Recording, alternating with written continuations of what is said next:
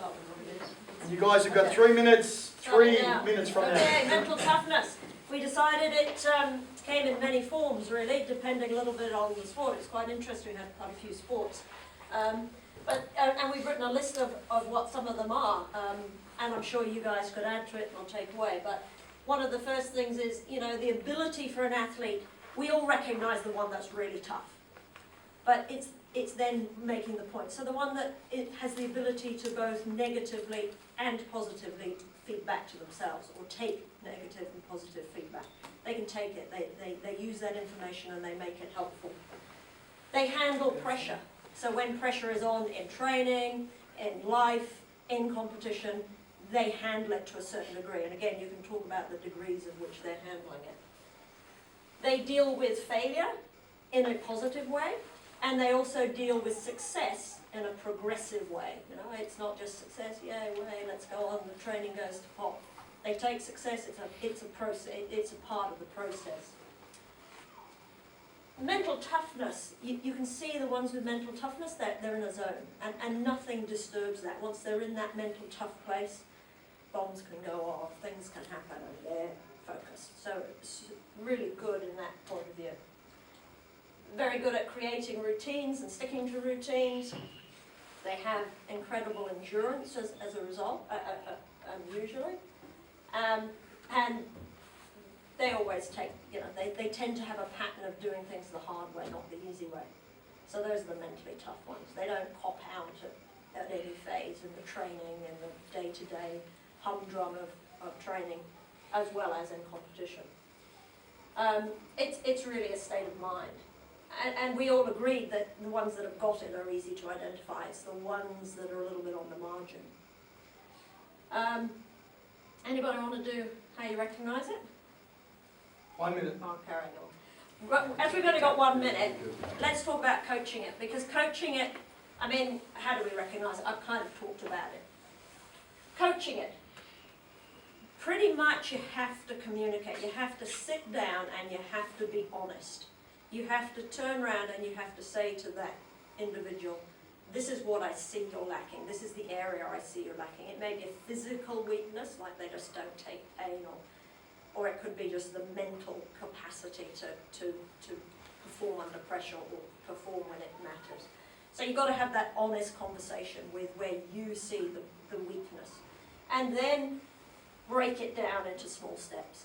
So that there is a process in which they gain an understanding, they've got an idea of the goal and the focus, a little 5 bit seconds. of commitment, and then you feed back honestly, and you go through that pressure, the process of nursing them through it, helping them through it. These are the steps. Are you achieving them? Are you getting better? And you go from there. Okay, not too bad. Go sit down. Not too bad.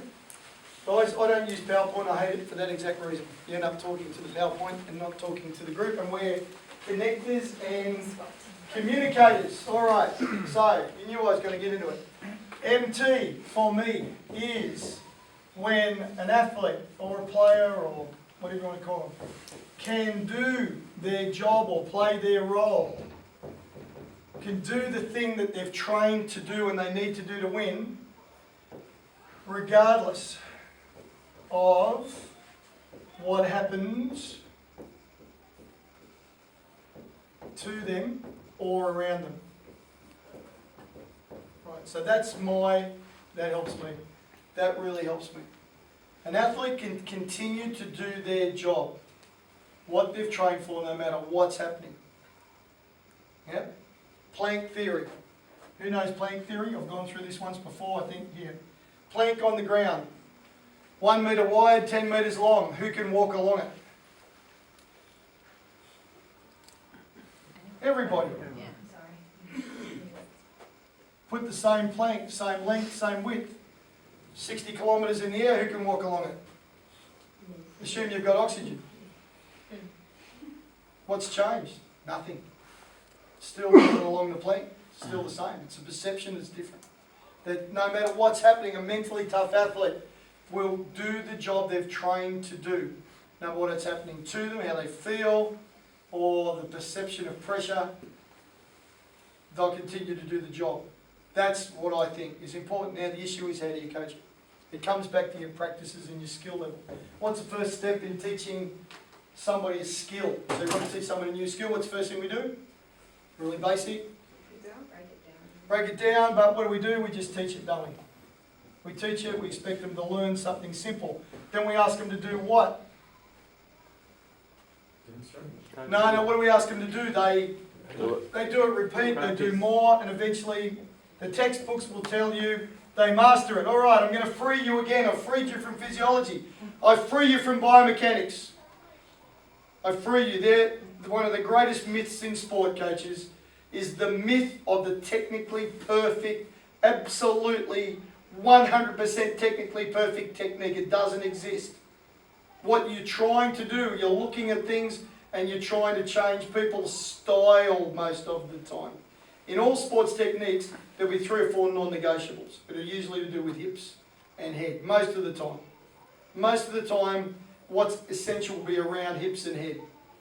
Be something like that. Yeah?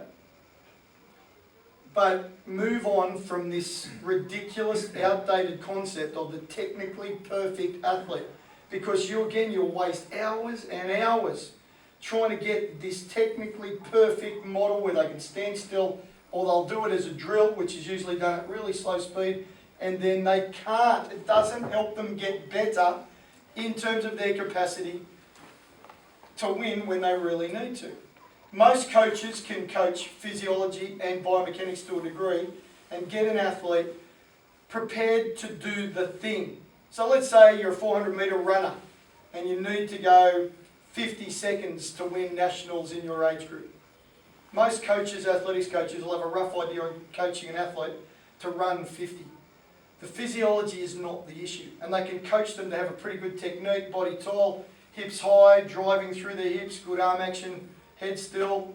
That stuff's not hard to learn. What's hard is, can they do it in Auckland, in front of 6,000 people, in front of television, without their family, after sharing a room with somebody overnight where they didn't sleep all night, without a proper warm-up, without having a full breakfast, slightly dehydrated, in strong wind, in pouring rain. That's what winning is. Coaches coach basics, how to do the thing. Performance coaches coach winning. We coach them to win in the environment where the competition will be held.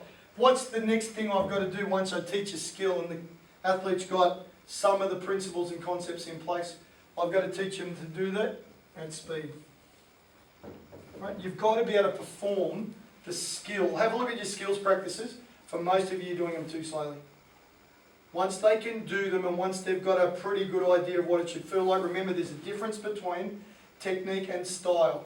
They'll all have different style, but as long as the fundamentals, the concepts, there'll be 4 or 5 things you'll say, yeah, well, I don't like the way they do that, or that's a bit to one side.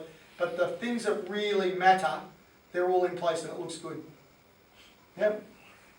They've got to do it plus speed. They've got to be able to do their skills well in the presence of fatigue.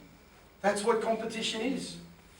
They've got to be able to get up and make a tackle with 3 minutes to go. They've got to be able to stand there as a GA with 30 seconds to go and still have good technique. They've got to be able to do those things. They've got to be able to do those things under high pressure. Yeah. We have to coach them to win in a competitive situation, not just to do the skill. Guys, seriously, the amount of time that we have all spent, I was going to say wasted, it was too strong, with this obsession with physiology and biomechanics, searching for the perfect physiological model or system and the perfect biomechanical, and then you realise you don't meet too many of them. Excuse me, almost none of them. All right. They need to be able to execute great technique, do it well, at speed, fatigue and pressure, and make the right decision when and where to execute the technique. And 7, they've got to be able to do all those things consistently in competition settings. I would say for the majority of you, you understand that you can teach skill and basic technique, but you're not teaching them to win in the competitive environment because you're not evolving your skills work and making sure that your athletes can maintain technical excellence in competition settings, and that's why they lose. That's the important bit. Anybody can do this. Remember again, guys, anything you can get off the internet is coaching. Anything you can't is performance coaching, because that's the world we live in, is this stuff. This is knowledge, this is understanding. This is the internet, this is applied practice and making a difference to athletes. Very, very different concepts. Yep. So again, mental toughness. For me, an example I can give you, and my favourite example for this is working with an AFL team. Spoke to a coach and he said, Wayne, you've come in to do some mental skills coaching, can you improve our mental toughness? I said, yes coach, do you know what it is? He said, because unless it has meaning and relevance to you, I don't know what the academic definition is, I don't really care. My wife's a psychologist, if I want to find out I'll ask her. I said, but what does it mean to you? And he said, a bloke is mentally tough when he can take a hit and he keeps doing his job. And I said, that will do me, that's fine for me. And I said, is there any other situations for you when you need to see your player continue to do their job that they've trained for? And he said, yeah. He said, so when they get hit, when they get a poor officiating decision, like that referee that reversed the decision 3 minutes to go in the World Cup semi-final when South Africa got a penalty. Bad officiating, missed opportunity, nobody reacted. Go back and look at the video. Small margins. Error, fatigue. He said, what I need to see, a mentally tough player is one who continues to do their job for the team when they're getting hit and injured, when they cop a bad call from an umpire, when they miss an opportunity, when they make an error, or when they're tired. A mentally tough player is one who continues to do what I've trained them to do in those situations. So again, guys, I don't know if it's the right definition, but it's mine, and it helps me when I work with clients and I work with coaches, because again, what does this mean? What does it mean for me, for you? If I know what the definition is, and what I believe it is for me, and I know the behaviours, then what can I do? Teach it. I can teach it and I can coach it. That's what it's all about. Can you coach the uncoachables? I'm down in Palmy North on Saturday or Friday and Saturday for a conference they've got on, and that's the theme of the session, coaching the uncoachables. Anyone can coach the coachable things. The art of coaching, the art of being a performance coach is being able to coach the things that everyone says is uncoachable. And we had you weren't there, Mark's fine, I don't know where I am. The other day we're talking in Hamilton, and we had one of the Coach Force equivalent people there, and she talked about commitment, and she said, yeah, of course, commitment's important, but you can't coach it. And I said, absolutely wrong. Yes, you can. If you understand what it is, if you understand the behaviours that bring commitment to life, you can coach it. That's the key though, you can coach it. And this is what performance coaching is about. All right. So guys, it's 8 o'clock, we've got to wrap up. Everyone's got families to go home to and do other things. Don't really have time for a lot of questions, but I'm going to throw this at you the way that we started. This is a different world to the one most of you have lived in. And if this is the right program for you, and I haven't seen anything tonight that would say it's not, if this is the right program for you, this is quite often a really uncomfortable world to be in, a difficult one to be in. Where most people try to avoid difficult conversations, that's the world we live in, is dealing with athletes who are angry, frustrated, excited, nervous, shattered, broken. We embrace those moments and those conversations because of the art form that we've got. We're happy to work with athletes who are going to be at their euphoric best and their absolute dismal worst. We see them at either end of the spectrum. And we've got to be comfortable dealing with uncomfortable situations and often really difficult people and still maintaining our own high standards of excellence as coaches. Our art form is one of emotional connection, and as we went through that exercise tonight, you should have got the understanding that just talking to someone and not doing this and actually connecting with someone is difficult, but it's worthwhile because as you got better at it, you're able to share your ideas and express your views faster and more accurately, and you're able to seek and draw out those of the people you're working with. We're we're able to do that quickly, whereas most people just can't. Most people are not prepared to share that side of it. As you go through the year, one thing I'd like you to remember, what we would like to do when we're dealing with athletes is we like to deal with them without any pretense, without anything hidden, and really deal with the athlete themselves, not the role they play or the person they pretend to be. We want to be able to deal with and connect with and coach this person. You, though, have got to understand who you are. If you don't know who you are, which is why we did that exercise tonight, if you don't know who you are, and you don't know why you coach, and you don't understand what you're about, your capacity to connect with athletes will be limited as well. One of the critical skills you need to develop over this journey this year is an in-depth, detailed understanding of who you are. Not only that, be comfortable with it. No one is perfect. No one's got it right all the time. Coaches, there is nothing you can do to guarantee winning, no matter how good you are. Our job is to increase the likelihood of success by the consistent quality of our coaching. That's what we do. No one can guarantee winning. But through quality coaching and through the art form that we've got and by developing it, I can increase the likelihood of success through the things that I do and the decisions that I make. As you go through the year, you're going to look a lot at this stuff. How do I work with athletes? How do I get the best out of athletes? How do I understand athletes and help them? This is the commencement of your journey tonight. Understanding yourself, being happy and being comfortable and accepting yourself and who you are, and that becomes the basis of your coaching. Over the year, if you need me, if you're a PCA coach, please don't put this, and hand it out to everyone on the street. If you want to contact me, you are welcome to. As a PCA coach, I'm one of the resources you can access. If you need to call me, you are welcome to.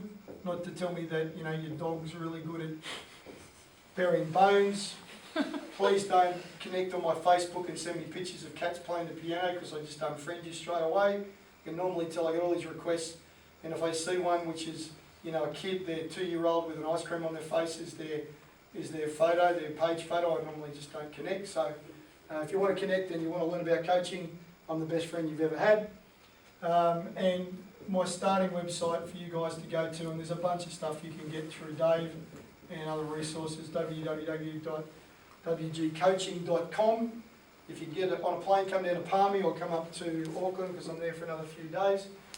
And again, if you need to, it's Wayne Morgold Smith is my Skype. So if you need me as a resource, if you've got things that you think I can help you with to be a better coach, please, by all means, use one of those avenues. This guy is outstanding. He's been a leader in squash and he's been a leader as an educator across New Zealand. You've got a fantastic team here who can help you through your journey this year. Tap into them.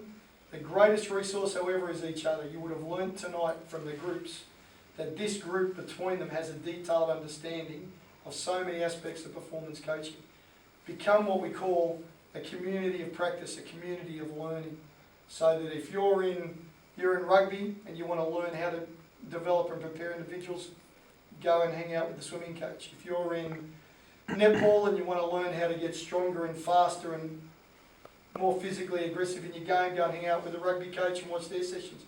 Grow the expertise of yourself as a coach through the connections that you make with each other, which you've now got. And we did a pretty good job by 8-10. All right, guys, have a great night. Go New South Wales, even though they've got no hope. And safe drive.